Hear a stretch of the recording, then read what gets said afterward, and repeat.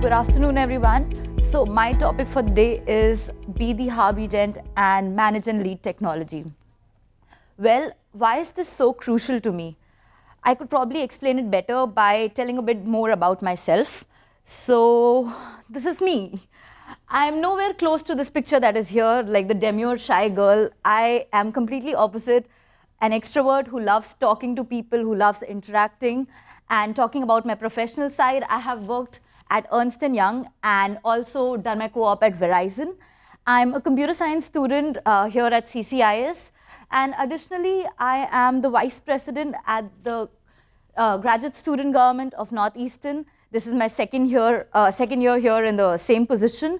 I also am an international student leader at OGS, which is Northeastern's Office of Global Services, wherein I have the benefit of interacting with Northeastern students from more than 147 different countries, because that's the strength of international students that we have.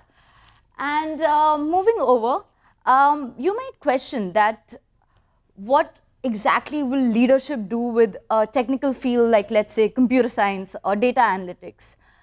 That's a good question. You know, we all can discuss about technology. I'm sure most of you are experts over here. So let's just delve into the fact that what can leadership do? Or basically, what is the first thought that comes into your mind when I say the word leader?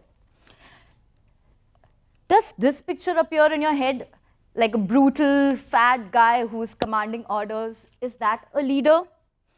Or is this cute little nerd a leader who's got a very sweet laptop with him and a cute little smile out there?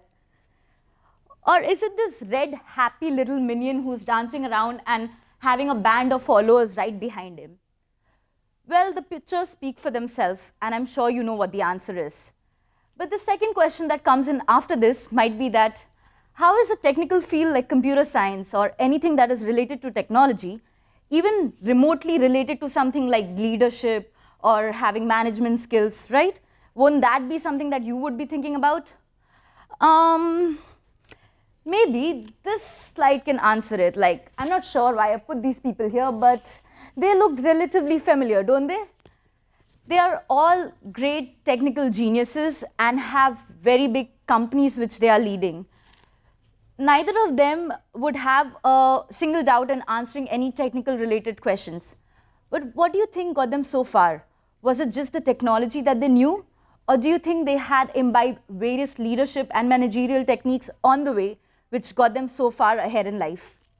Well, what if Steve Jobs just decided to sit in a corner and code all day and just do nothing about it, just sit and code, or probably get a friend along with him and do the same thing again and again and again? Would a company like Apple exist then? Well, that's a question that you should think about and ponder over as I move forward. Additionally, I think I would like to add in one incident which happened with me. So when I was doing my co-op at Verizon, my manager came up to me one day and he was just telling me that, do you know how many people were there in the final round along with you when you were competing for this position? And I was like, no, I'm not really aware of it. And he told me that, Isha, there were around 10 to 11 different students from different parts of the country who were competing for the same position. You all competed in the technical rounds. You all went on to the other group rounds that we had. And after one point, you all were like equal for us. And we did not know how to judge because everyone had the same technical skills. Everyone could do the work that we wanted them to do. So which is that one person whom we would take at Verizon to probably do this co-op and like move forward with this position? So I was like, okay. So he's like, you know, we were really impressed with the fact that you did something apart from what you're studying, which is computer science. The fact that you went out and imbibed certain qualities from these student organizations or event management that you did. And people having passions or hobbies written in their resumes really impressed us. So I like kind of stopped him over there. I was like, I don't think what you're saying is right, because every time I go to a computer science student and show him my resume, the first thing that he tells me is like, why do you have an extracurricular session out there? And I always fail to, you know, kind of reply back to him or her. So he's like, no, that is something that kind of did attract us to our resume. So maybe what I'm saying is not completely like, should not be considered like something that is out of the box. It is probably something that is relevant in the industry today, because if a manager comes and tells you that, it kind of reinstitutes the fact that, okay, it might be making sense if I'm talking about it, and it might have been actually having relevance outside of this area where we are studying.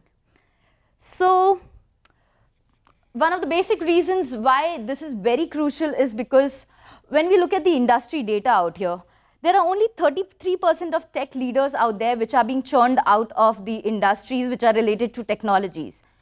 There is only 15% of an average leader turnover from such industries. What do you think went wrong? Are these people not capable people who are working in these technology industries? Well, I don't think so. Maybe in the process of getting their studies or as they were growing up, maybe there were certain extra qualities that they could have taken over or they could have developed, but they probably didn't, because maybe we were all too busy studying, or maybe we were too busy just learning the technical aspect of whatever we were learning. And probably that's why the ratios are not that great, and we sometimes face the burden of that. So when I say that you need to be the Harvey Dent, what exactly do I mean? This is one of the villains from Batman, if you would be knowing, and I'm not asking you to physically turn into a Harvey Dent, please no, God forbid. But what I'm trying to say here is that there are two sides to an individual. Yes, you might be an excellent coder, a technology specialist, like I can ask you probably anything technology related and you might answer it. Or you might be a perfect debugger, like, test and get out bugs in anything and everything. But maybe there's another side which you can develop, and that side is something which is the second side of Harvey Dent. Like, you could be a great leader, you could be somebody who's a motivator, because somewhere down the line, when you grow up your career ladder, you will have to have these qualities. You could be a people's person by developing some communication skills, or like randomly talking to people. So those are probably the other qualities which we can sit and work on and maybe, kind of get to it and become the perfect Harvey Dent figure. So the question might be that I'm from computer science. Please do not expect me to learn all this, or why should I be even interested in listening to you in the first place? Good question. You might say that you're an introvert and you do not know how to interact. Well, that's one of the most crucial reasons why you probably should go out and interact and get involved in student-related activities, like get into student organizations, go have debates, or go some random stuff like that. Second would be, I love coding and that's all. My life is just coding. I'm not going to do anything more. You might be right, but I'm sorry. Let me break the bubble for you. The industry is just not about coding. There's so much more to the industry than just sitting there and coding, because when you get out, you will be working with people. You will not be working with computer machines around you. So that is something for you to remember. Lastly, you don't want to waste time on all this because there's anyways too much course load, there's anyways too much more to do. Yeah, you might be right, but don't you think wasting time on this right now might actually shorten your career ladder later on? Because most of the people go on the job and learn these skills.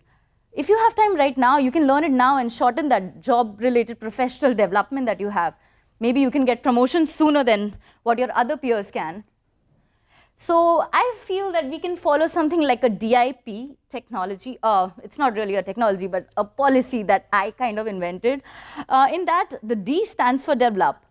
There's a reason why I have put an E there perfectly, because I want it to be a verb. You need to get out and develop those skills.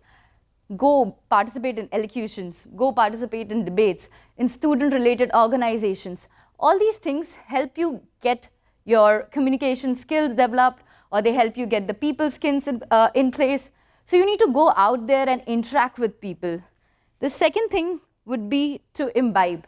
We are in the United States. There are so many different cultures, so many different religions. Everything is available to us, and we should go out and imbibe what they have to speak and what they have to say. Once we go and interact with such people, we would probably know how to tackle one particular problem from 10 different ways, because they might be having their own ways to tackle stuff. So please go out there and imbibe what they have to say. Lastly is progress. Now with progress, I don't just mean progressing in your life. That eventually will happen when you follow these things. But I mean to say that you need to have a progressive mindset too. Be open-minded, don't be dogmatic about things. learn to imbibe ideas from different people, from different cultures, and this will help you to grow up as a leader, as a manager, basically have an holistic development in life. So this is probably the third thing that I have to say. And that's all for now. Till then, this is Isha Srivastav signing off. Thank you so much.